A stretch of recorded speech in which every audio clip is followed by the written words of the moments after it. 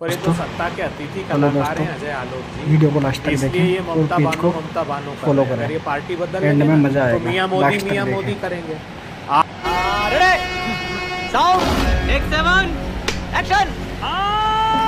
जी एक बहुत interesting question आपके लिए ला रही हूँ। आज हम वीडियो लोग को के शेयर प्रेस भी करें। कॉन्फ्रेंस में थे गृहमंत्री के साथ, तो एक सवाल उनसे पूछा गया कि जो प्रधानमंत्री नरेंद्र मोदी हुगली नदी पे गए और हावड़ा ब्रिज के साथ उन्होंने तस्वीरें डाली, वीडियो डाला, माँ गंगा के बारे में उन्होंने बताया कि कैसे वो यहाँ पर बंगाल की खाड़ी में मिल जाती हैं, इन सब पर चर्चा की।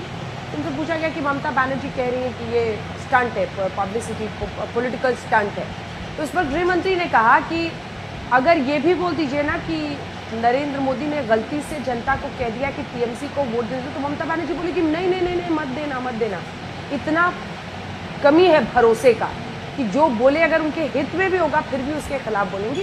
तो बेसिकली उनका आरोप ये था कि आदतन हर चीज पर नरेंद्र मोदी को नफरत के आधार पर घेरते हैं विपक्षी नेता। इस पर आपका जवाब। देखिए, good question, you are a good question. मैं सिर्फ इतना कहूंगा कि मुझे आज बहुत अच्छा लगा कि देश के प्रधानमंत्री मां गंगा के सफर में गए, क्योंकि देश की राजधानी में छठ पूजा करने के लिए उनको तो स्विमिंग पूल बनाना पड़ता है। कम से कम यहाँ पर तो साफ सुथरी मां गंगा में वो टहल सके, बहुत अच्छी बात है। दूसरी बात, आज प्रधानमंत्री बंगाल में जब मां गंगा के ऊपर टहल रहे थे तो उनको शायद ये भी याद आया होगा कि नमामि गंगे प्रोजेक्ट का 70,000 रुपया कहाँ कहाँ खर्चा है और क्या क्या काम हुआ है, बंगाल में तो दिया नहीं उन्होंने। तीसरी बात, मैं तो सिर्फ ये सोच रहा था कि जब प्रधानमंत्री का नाव चल रहा था, प्रधानमंत्री जी फोटो खींच रहे थे, कहीं से वाटर एम्बुलेंस ना आ जाए।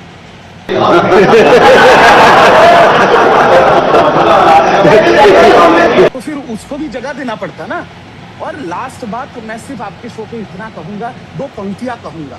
एक पुराना बहुत हमारे स्कूल के टाइम पे गाना फेमस था, वीडियो को तुम लास्ट तो तक ठहरे देखें परदेस। और पेज तो को उसी पे फॉलो मैं करें। कहना चाहता हूँ कि एंड तुम में तो मजा ठहरे आएगा, परदेस, लास्ट तक देखें। साथ क्या निभाओगे, झाल मुड़ी खाके दिल्ली वापस चले जाओगे और 2029 तक फिर नजर नहीं आओगे।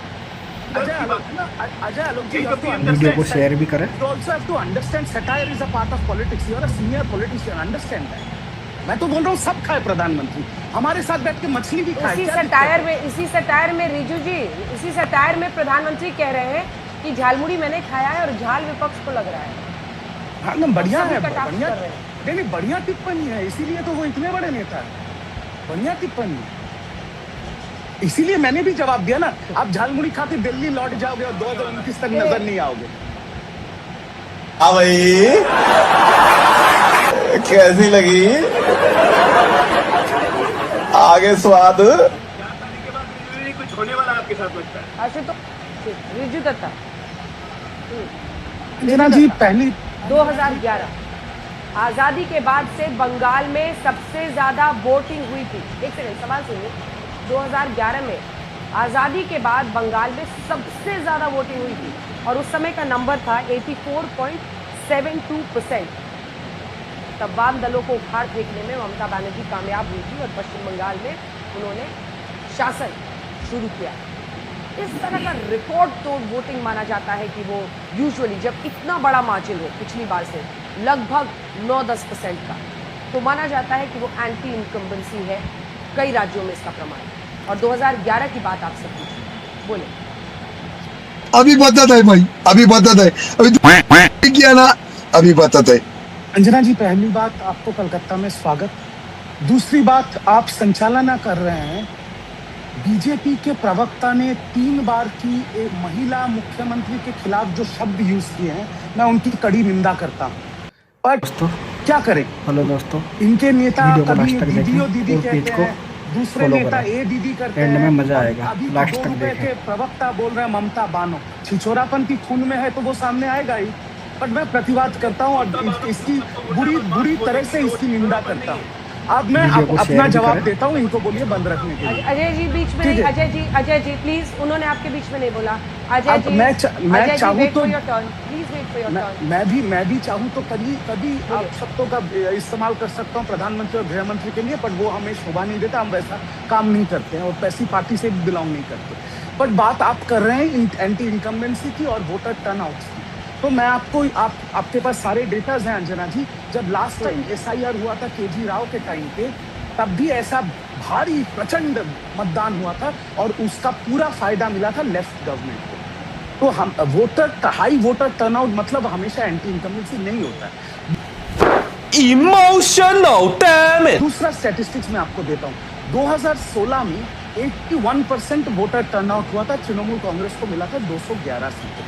2021 में 83.4% वोटर टर्नआउट हुआ था, तृणमूल कांग्रेस को मिला था 215 सीटें। अभी 92% हुआ है। तो बाकी आप अंदाजा लगा लीजिए TMC को कितना मिलेगा। ये जो वोट है, ये बंगाल का वोट है बीजेपी के खिलाफ। बंगाल का वोट है अपनी मातृभाषा को सुरक्षित रखने के लिए, अपनी मातृभाषा का सम्मान का वोट है, अपने इतिहास, अपने संस्कृति को बचाने का वोट। और मैं आपको इतना कह रहा हूँ, पहला दफा हो गया है ये। तो चलो इस पहले फेज में बीजेपी का अगर आप देखेंगे पुराने वोट, तो बीजेपी का इसमें ज्यादा महत्व था। दूसरा दफा तो हमारा बैटिंग ग्राउंड है। मैं आपको इतना यू आर राइट ब्रो। ये जो कीचड़ टाइप लोग हैं, मैं उनसे बात नहीं करता, क्योंकि कीचड़ की तरफ थूकने से या पत्थर मारने से कीचड़ अपने ऊपर ही आ रहा है। मैं आपको सीधा आपके चैनल पे 4 चीजें होने वाली है। चौथा मई को मैं आपको हेलो दोस्तों, वीडियो को लास्ट तक देखें, देखिए पेज को दूसरा फेज में हमें फॉलो चाहिए करें, सरकार बनाने एंड और में मजा तीसरी- आएगा, बस। लास्ट तक देखें। तो 4 तारीख को 4 चीजें होंगी। पहला चीज, एकक संख्या गरिष्ठता, मतलब सिंगल मेजोरिटी के साथ ममता बनर्जी अपनी सरकार बना रही है। दूसरी बात, वीडियो को शेयर भी चौथे करें। टाइम के लिए ममता बनर्जी फिर से बंगाल की मुख्यमंत्री की शपथ ले रही है। तीसरी बात, लीडर ऑफ अपोजिशन मतलब नेता प्रतिपक्ष के पद पे शुभेंदु अधिकारी नहीं रहेंगे, क्योंकि वो नंदीग्राम हार चुके हैं, भवानीपुर भी हार रहे हैं। और चौथी बात, इतना अच्छा इलेक्शन कमीशन इतना अच्छा वोट कराने के बाद भी SIR में बीजेपी के टारगेट का 1 करोड़ 25 नाम काटने के आसपास आने के बाद भी जब बीजेपी 100 से नीचे रह जाएगी, तब ज्ञानेश कुमार जी का भी नौकरी नहीं रहेगा। ये आप सेव कर ले, आपका आर्काइव बहुत स्ट्रॉन्ग है और बीजेपी के प्रवक्ता भी सेव कर ले। ये 4 बातें आप बिल्कुल। और आपकी भविष्यवाणी के लिए बहुत बहुत धन्यवाद।